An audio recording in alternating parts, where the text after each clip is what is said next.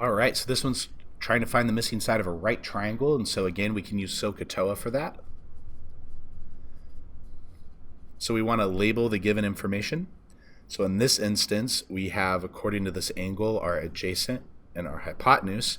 So that's going to be cosine. So I'm going to say the cosine of 35 degrees equals adjacent over hypotenuse. Now you just solve for the variable. So in this case, multiply both sides by 11. Now make sure that it's in degrees. You just enter that into your calculator. Let's look at another one. This one for here, for this angle, this is my opposite, and this is my hypotenuse, so that's going to be sine.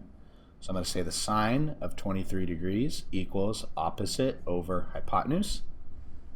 Now I have to solve for x. Now x is in the denominator, so let's get it out of the denominator and multiply both sides by x.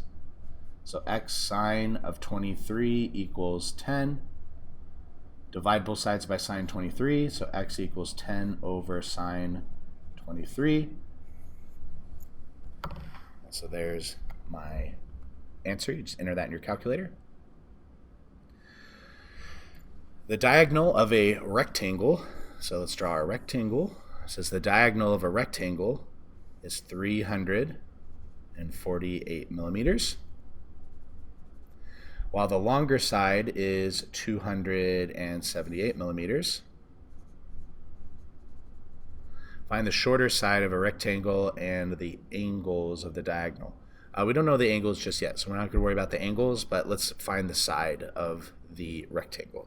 So the side, we're going to say, is x.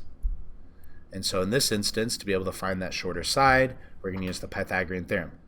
A squared plus b squared equals c squared. A road up a hill makes an angle. Okay, so there's a road up a hill, makes an angle of 5.1 degrees with the horizontal.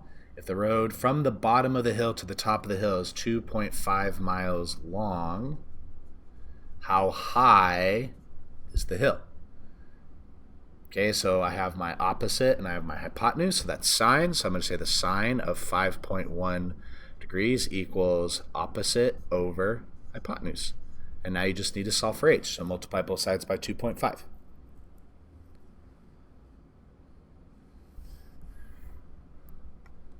Says a person standing 150 centimeters away from the mirror notices that the angle depression, so that's the angle created from looking down, and was 12 while the angle of elevation, okay, so that's just two equations, right? So if we were to say that that's x and that's y, it's just two equations and we're going to add them together.